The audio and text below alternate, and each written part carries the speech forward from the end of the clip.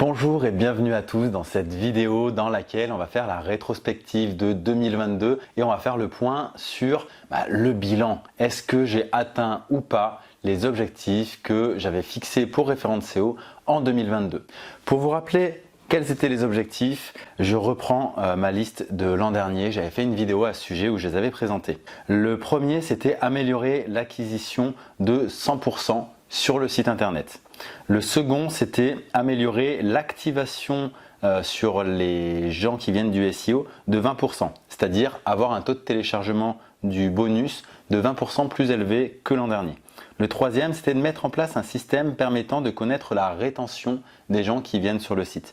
Et le dernier, c'était de faire 54% de chiffre d'affaires supplémentaire. On va reprendre chacun de ces objectifs et puis je vais vous dire si je les ai atteints ou pas. Mais avant ça, petit aparté parce qu'on vient de dépasser la barre des 5000 abonnés YouTube. Donc merci beaucoup à vous, c'est grâce à vous. C'est beaucoup de vidéos, je ne les ai pas recomptées mais je crois que c'est 100-150 vidéos postées depuis peut-être 3-4 ans. Donc c'est un travail de longue haleine en route vers les, je sais pas, 100 000 abonnés, pourquoi pas. Alors il n'y a pas d'objectif en termes de nombre d'abonnés sur cette chaîne, mais c'est toujours intéressant de passer comme ça des paliers et de continuer de travailler dessus et de prendre du plaisir à vous partager du contenu, chose que je fais dans cette vidéo et dans les autres. Donc merci et puis un petit pouce bleu pour continuer de soutenir la chaîne et abonnez-vous si ce n'est pas déjà le cas. On va maintenant revenir sur ces 4 objectifs et vous allez voir que c'est pas fou. Effectivement, le premier objectif, c'était donc d'améliorer de 100% l'acquisition sur le site. Et 100%, ça veut dire quoi? Ça veut dire doubler, tout simplement. Et les résultats ont été plus 70,66% très précisément. Donc ça, c'est facile à traquer avec Google Analytics. Donc on n'a pas atteint les 100% qui était un objectif très ambitieux. Si vous me connaissez, vous savez que j'ai l'habitude de fixer des objectifs qui sont très ambitieux. Donc c'est pas un hasard si je les atteins pas tous. Donc c'est pas atteint, mais mine de rien, plus 70% de trafic, c'est quand même pas rien. Donc c'est une victoire quand même si c'est un échec parce que l'objectif n'est pas atteint. Je suis très content de tout ce qu'on a mis en place pour atteindre ces objectifs-là. On était à un rythme d'un article par semaine sur le blog en début d'année. On était à 3 articles par semaine en fin d'année. Donc on a mis plein de choses en place. On est en train d'essayer d'améliorer maintenant la qualité des articles. Donc on va repasser sur un rythme un petit peu plus faible. On va repasser à 2 articles par semaine et on va essayer d'améliorer vraiment drastiquement la qualité des articles qui était bien, mais qui n'était pas supérieur à la moyenne de ce qu'on peut retrouver, dans mon sens, ou en tout cas il y avait des articles qui étaient mieux que d'autres. On va essayer de mettre en place une question de qualité, vraiment d'évaluer cette qualité-là article par article, et c'est Christelle qui m'accompagne et qui gère ça avec moi pour qu'on puisse vraiment avoir un suivi sur ce qu'on publie et de vous aider au maximum tout simplement avec nos contenus. Le deuxième point, c'était améliorer l'activation SEO, donc le taux de téléchargement des bonus de 20%. Et là, on l'a amélioré, mais de 0,27%. Donc, on peut dire qu'on ne l'a pas amélioré, qu'on est resté sur quelque chose d'assez identique à l'année dernière. Donc, on a amélioré le trafic, donc c'est déjà bien, parce que du coup, on a plus de monde, donc c'est difficile de maintenir un taux de conversion identique quand on augmente le trafic. Donc déjà, ça, c'est plutôt bien de ne pas avoir baissé. Maintenant, c'est quand même un résultat qui est décevant parce qu'on aurait aimé améliorer ça. Et on comprend que en fait, dans notre ligne éditoriale, il y a des choses qui ne sont pas forcément très claires. On s'adresse à beaucoup de monde. On parle de référencement, mais on s'adresse aux entrepreneurs, aux blogueurs, aux rédacteurs web, à plein de monde. Et la décision qui a été prise suite à ça pour 2023, parce que du coup, je vous donne un petit peu d'infos sur ce qui va se passer par la suite, c'est de recentrer vraiment notre communication. Bien sûr, on continuera de parler de SEO, mais à destination d'un public spécifique, les rédacteurs web. Parce qu'en fait, c'est les personnes qu'on accompagne le plus dans nos formations avec Rédacteur++. C'est vraiment l'essentiel de notre communauté à laquelle on va plus loin en termes de services apportés et sur laquelle j'ai envie de développer l'entreprise par rapport à cette cible-là parce qu'on a beaucoup de choses à apporter à vous, messieurs, dames, rédacteurs et rédactrices web, tout simplement parce que vous êtes des freelances avant tout, vous êtes des rédacteurs web. Moi, c'est mon parcours, le parcours de freelance et j'ai commencé comme vous en 2009 et je sais les galères que ça peut être. Je sais aussi qu'il y a des choses que je peux vous apporter. Je sais aussi que je connais des gens qui ont des choses à vous apporter et le but, c'est vraiment de rassembler un maximum d'aide sur cette chaîne, sur le blog, à destination des rédacteurs web pour vous aider à développer votre activité. Et le truc génial, c'est que pour les autres, vous aurez quand même du contenu qui vous intéressera, parce que même si ça sera tourné rédacteur web et avec un angle vraiment rédacteur web, c'est des contenus qui parleront de SEO, de web marketing, de freelancing, d'entrepreneuriat. Donc on restera sur les mêmes thèmes qui ont été faits jusque-là, mais avec un angle plus précis, et donc normalement en termes de conversion on va s'améliorer aussi. C'était le problème de vouloir être partout, c'est difficile de faire un choix. J'avais envie de m'adresser à tout le monde et je vais quand même continuer d'une certaine façon, mais quand même il y a une décision assez forte qui a été faite d'axer ça vers les rédacteurs web. Et vous allez voir qu'au premier trimestre 2023, le site va évoluer dans ce sens-là, et vraiment j'ai envie que toute la communauté des rédacteurs web y trouve leur compte, que ce soit pour du SEO ou pour autre chose d'ailleurs, et que ce soit vraiment une plateforme qui vous permette de développer votre activité beaucoup plus sereinement qu'aujourd'hui. Le troisième objectif, c'était de mettre en place un système permettant de connaître la rétention. Alors, c'était pas un super objectif en fait, parce que je savais pas exactement comment justement connaître ce taux de rétention, et j'avais pas quelque chose de très mesurable. Et c'était une erreur de mettre en place cet objectif, parce que j'ai pas trouvé de système très fiable. Le système que j'ai trouvé, c'est celui des gens qui reviennent sur le site. Sur Google Analytics, dans le comportement, on peut avoir cette information-là. Mais est-ce que c'est vraiment représentatif d'à quel point je suis en capacité de faire que quelqu'un qui m'a vu une fois va revoir certains de mes contenus? Non, parce que vous arrivez une fois sur le blog, une fois sur la chaîne YouTube, une fois sur Telegram, une fois vous lisez les emails. Et en fait, c'est pas assez représentatif de la réalité. Et donc, ça ne permet pas de mettre des actions en place pour améliorer ça. Donc, la rétention elle a baissé de 3% plutôt que d'augmenter, mais on ne savait pas de combien. Donc bon, on peut se dire que c'est assez stable. C'était 12,3% l'an dernier des visiteurs qui étaient déjà venus sur le site et qui revenaient. Là, c'est 11,9%. Bon, on reste à 12, quoi, ça change pas grand-chose. Donc, c'était pas un super objectif. Et vous verrez que les objectifs de cette année, en fait, on les a fait différemment. Je peux peut-être vous en parler tout de suite avant de vous parler du dernier objectif, qui est celui du chiffre d'affaires. Tout simplement parce que j'ai décidé cette année de fixer des objectifs différemment. Pas forcément sur des chiffres ou des objectifs de résultats, mais plutôt sur des objectifs de moyens. Et là, les objectifs, ils étaient vraiment axés référent de SEO, mais en 2022, et ma volonté, c'est que l'équipe prenne beaucoup plus de place dans l'entreprise et ne soit pas juste des exécutants, comme ce que j'apprends à mes élèves d'ailleurs. Parce que c'est important pour moi de développer une équipe, que tout soit pas juste sur mes épaules, parce que je suis très bon dans plein de choses, mais je suis aussi très mauvais dans plein d'autres. Et mon équipe, elle est très bonne dans plein de choses où je suis mauvais. Donc ça, c'est assez génial. Et donc l'angle de cette année, il est très simple, c'est de savoir identifier les forces de chacun et de voir comment on peut collaborer le plus efficacement possible et d'aller chercher vraiment le maximum de valeur chez chacun d'entre nous. Et c'est valable aussi bien pour Adeline, pour Christelle que pour moi, et aussi par rapport aux prestataires avec qui on travaille, où on va chercher vraiment à faire les choses de la meilleure façon qui soit. Avec l'exemple par exemple de la qualité des articles de blog qu'on va sortir. Ça, c'est un objectif de Christelle, parce qu'aujourd'hui on n'a plus fait des objectifs pour l'entreprise uniquement, on a fait des objectifs par personne. Chacun a ses objectifs dans l'entreprise et c'est chacun qui a fixé les objectifs qui sont cohérents par rapport à sa façon de fonctionner. Par exemple, moi je suis très chiffre, c'est pas forcément le cas de Christelle et Adeline. Donc c'est pas toujours des choses à base de chiffres qui vont permettre d'évaluer si un objectif a été atteint ou pas.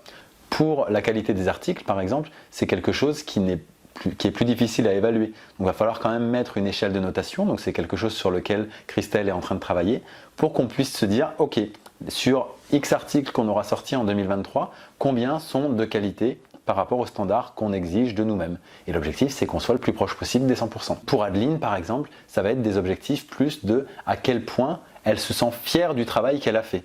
Parce que c'est ça qui va la motiver à donner le meilleur d'elle-même et qui va avoir un impact positif pour elle, dans le sens où elle a une place qui est intéressante et importante dans l'équipe. Et moi, par exemple, ça va être une tâche notamment de management, un objectif de management, c'est de faire en sorte que mon équipe soit heureuse, épanouie et donne le meilleur d'elle-même. Donc voilà le type d'objectif qu'on s'est fixé cette année. C'est très différent. Je vous dirai l'année prochaine si ça a marché, quelles sont les limites, etc. Mais je pense que c'est bien, et notamment le fait que chacun ait pu fixer ses propres objectifs et que tout ne vienne pas d'une supériorité, comme si j'avais la réponse à tout. Non, j'ai des idées, je sais où je veux mener mon entreprise et je garde ce rôle de leader, de visionnaire. mais après à chacun de donner le meilleur de lui-même en fonction de comment il a envie de fonctionner. D'accord ? Et je trouve ça intéressant. Et donc le quatrième objectif, c'était plus 54% de chiffre d'affaires. Je ne sais pas si vous avez conscience, mais c'est quand même assez énorme comme objectif. Et il n'est pas atteint non plus. Donc, ce qui fait que sur les 4 objectifs, on a un magnifique taux de complétion des objectifs de 0%. Ouais, c'est pas grave parce qu'on est quand même à plus 21,11% très précisément, ce qui est un score totalement très bon parce que on est sur des chiffres d'affaires qui augmentent d'année en année et donc plus on augmente, plus c'est dur d'aller chercher une augmentation à 2 chiffres et plus 21% d'augmentation, c'est déjà une super chose, surtout dans le contexte 2022 qui n'a pas été génial et où il y a beaucoup de gens qui sont en décroissance ou alors qui stagnent. Donc le plus 20% de cette année, il est vraiment très très bien et je suis très fier qu'on ait pu atteindre cet objectif et j'en suis fier non pas parce que financièrement c'est cool, même si bien sûr ça passe par là aussi, mais aussi parce que je suis fier de la manière dont on a fait les choses cette année.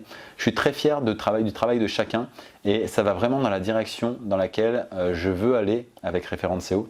C'est-à-dire d'accompagner un maximum de gens, d'apporter le maximum de valeur et que toute l'équipe soit épanouie et qu'on fasse un travail qu'on aime, pour lequel on a envie de se lever et qu'on ne revienne pas à reculons. Et je pense que on a fait des erreurs et il y a des choses qu'on va pouvoir améliorer, tant mieux, mais globalement je suis quand même super content de tout ce qu'on a pu faire. Et on s'était fixé d'autres objectifs, ou plutôt moi à titre personnel, je m'étais fixé d'autres objectifs qui étaient justement plus perso et pas sur des objectifs uniquement chiffrés. Je vous les donne et on va voir si on les a remplis, parce que sur les objectifs de Référente SEO, donc on est à 0%, mais sur les objectifs de Mathieu, le premier objectif c'était rester libre, jouer à l'entrepreneur, l'investisseur. Rester libre parce que je ne veux pas faire des choix qui m'emprisonnent dans des choses que je n'accepte pas, dans du travail que je n'apprécierais pas de faire. Donc, bien sûr qu'il y a des choses qu'il faut faire et ce n'est pas celles que je préfère, auquel cas peut-être qu'il y a une personne de l'équipe qui est mieux calée que moi pour le faire, ou peut-être qu'il faudra le faire, mais je vais chercher en tout cas à ce que ça ne représente pas une majeure partie de mon travail. Il y a beaucoup de gens qui ne sont pas heureux de leur travail, je ne veux pas faire partie de cela, ça n'a pas été le cas ces 12-13 dernières années, c'est pas aujourd'hui que ça va commencer. Et jouer à l'entrepreneur, à l'investisseur, c'est ce qu'il faut comprendre. C'était pas clair dans ma tête il y a un an, mais ça l'est beaucoup plus aujourd'hui. Et un des autres points viendra vous expliquer un petit peu ça. Mais c'est la posture de chef d'entreprise plutôt que la posture d'exécutant moi-même dans mon entreprise. Il faut bien comprendre qu'en 2009, quand je me suis lancé, j'étais freelance et j'étais exécutant. Je fournissais des prestations à des entreprises. Donc j'exécutais tout. Aujourd'hui, j'ai une équipe, j'exécute beaucoup de choses, mais tout n'est pas exécuté par moi. Et ça donne une posture différente, notamment avec l'aspect management par exemple. Il y a plein d'autres questions qui se mettent en œuvre. Et donc ma posture est moins celle d'un prestataire de service et elle est plus celle d'un chef d'entreprise. Et j'adore ça. J'adore les chiffres, j'adore faire des bilans financiers, j'adore faire voilà, tout ce qui se rapporte à la gestion d'une entreprise. C'est vraiment quelque chose que j'aime beaucoup faire et ça s'est amplifié cette année. Je vous en reparlerai dans le 4e point lié à moi. Donc ça, yes, on peut dire que c'est rempli. Deuxième chose, organiser une conférence en présentiel plus un repas. Parce que le côté repas, c'est quand même cool. Et objectif complété parce qu'on a fait une conférence le 18 juin 2022 à Paris. C'était une journée géniale, c'était beaucoup de préparation. Je sais que je n'aime pas organiser des événements, mais je suis content de l'avoir fait. C'était vraiment un challenge personnel de se dire je vais organiser mon propre événement et je suis très content de l'avoir fait. Il y a une vidéo qui retrace l'événement qu'on vous mettra en fiche ici ou ici pour que vous puissiez aller voir un petit peu comment c'était, mais c'était vraiment chouette. Je crois que les participants ont aussi beaucoup apprécié. Il y avait une grande partie de l'équipe réunie, on était je crois 6 ou 7, donc c'était vraiment une super expérience. Maintenant, est-ce que je la reproduirai sous ce format? Probablement pas, parce que c'est quand même lourd à organiser un événement et c'était plus un objectif de le faire. C'était quelque chose d'inconfortable et un challenge personnel à dépasser et il est fait. Je n'ai pas forcément envie ou de logique business à le refaire. Par contre, j'ai envie de refaire des repas. Parce que ça, c'est cool aussi, le côté convivial des repas. C'est là où on parle beaucoup, on échange beaucoup. Et pour le coup, c'est beaucoup plus facile à organiser. Donc, je ne sais pas encore comment je vais faire ça, mais je me vois bien faire un tour de plusieurs villes où on organise juste un repas et on se rencontre comme ça entre clients, non-clients, etc. Autour d'un repas. Je l'ai déjà fait quelques fois en 2021, je crois, 2020 aussi. Et c'est quelque chose que je voudrais refaire. Donc si d'ailleurs vous êtes plusieurs à me mettre la même ville dans les commentaires, eh ben, j'organiserai de préférence dans des villes où vous êtes plusieurs à commenter si ça vous intéresse, un petit repas où on parle entrepreneuriat, business, rédaction web, SEO et tutti quanti. Le troisième point, c'était faire une vidéo YouTube toutes les semaines, soit 52 vidéos. Eh ben, j'ai fait beaucoup plus qu'une vidéo par semaine sur les 6 premiers mois, je dirais.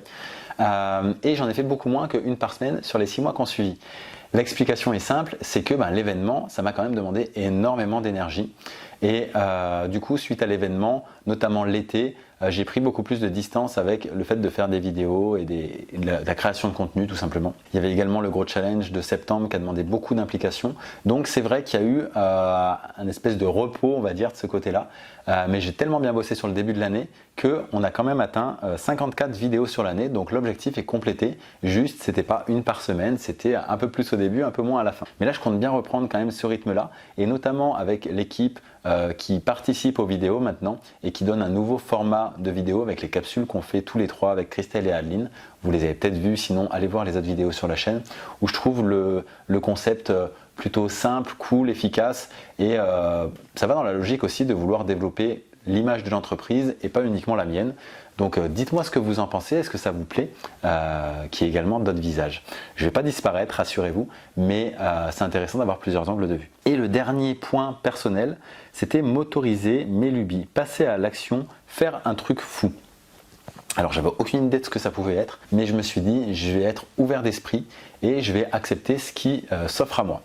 Et le truc fou qui s'est passé, ça s'est fait assez vite en fait, enfin ça a été initié assez vite en février 2022, c'est le fait de racheter une entreprise, un truc de fou. Je n'ai jamais fait ça de ma vie, racheter une entreprise, et ben je pourrais plus dire que je l'ai jamais fait parce que ça y est. Et c'est en ça que ma posture de chef d'entreprise, je la prends de plus en plus parce que j'aime développer des entreprises. J'ai accompagné plein de clients, je leur ai aidé sur le côté web marketing à développer leur entreprise.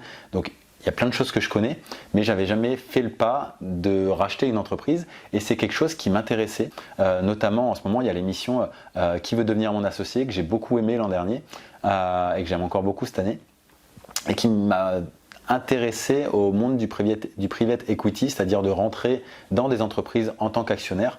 Et c'était déjà des choses que je regardais, on va dire, ça fait 1 an que j'étais un peu sur ce sujet-là, en mode je prends de l'information, c'est des choses qui m'intéressent, mais je ne me sens pas du tout capable de le faire.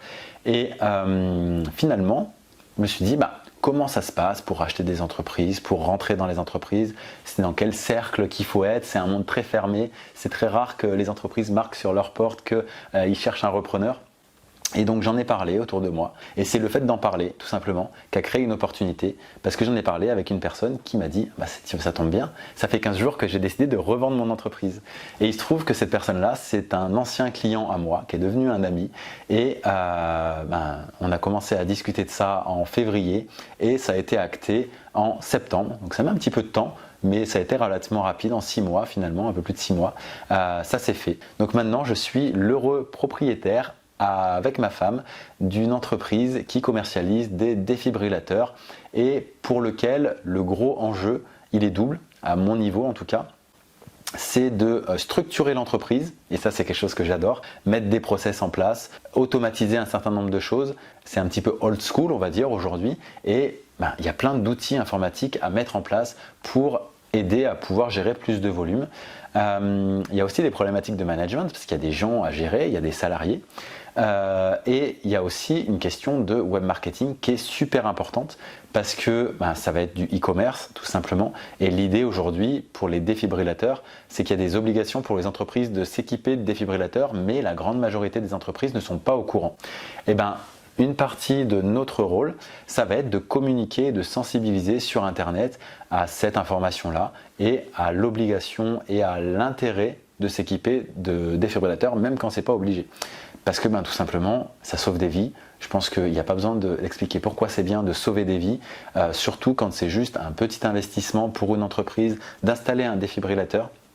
Donc on va vraiment mettre en avant ça et c'est super intéressant parce que je renoue avec le e-commerce de façon très différente d'avant. J'avais des guises-fêtes où je vendais des déguisements, des articles de fête, où j'avais un catalogue produit de 30 000 produits. C'était un truc assez difficile à gérer et qui m'a appris plein de choses, super expérience. Mais j'avais pas envie de retomber dans quelque chose de similaire. Et là c'est beaucoup plus simple, on vend un produit qui est plus simple, on a un défibrillateur. si je simplifie, quelques accessoires, quelques variations du défibrillateur, mais en gros on a un seul produit et donc c'est beaucoup plus simple en termes de logistique, de gestion, etc. Et ce qui me permet de me focus vraiment sur ce que je sais faire, c'est-à-dire gérer une entreprise, mettre des process en place et la faire exploser sur internet tout simplement. Donc je suis super content. J'hésitais à vous en parler honnêtement parce que ma crainte c'était de me dire ah si j'en parle sur ma chaîne YouTube ils vont penser que je vais délaisser référent SEO. Et en fait non pas du tout, je sais que c'est pas le cas et donc il suffit que je vous le dise que c'est pas le cas. Déjà en parlant de sa peur, on voit qu'elle disparaît parce qu'au contraire ça va venir me donner encore plus d'expérience sur encore une nouvelle aventure entrepreneuriale et c'est ça qui me nourrit et c'est ça que je vous apporte au travers des vidéos YouTube, c'est ça que je vous apporte au travers de mes formations et je compte absolument pas laisser référent SEO de côté, ça reste mon entreprise que j'ai créée, c'est encore différent d'une entreprise qu'on reprend.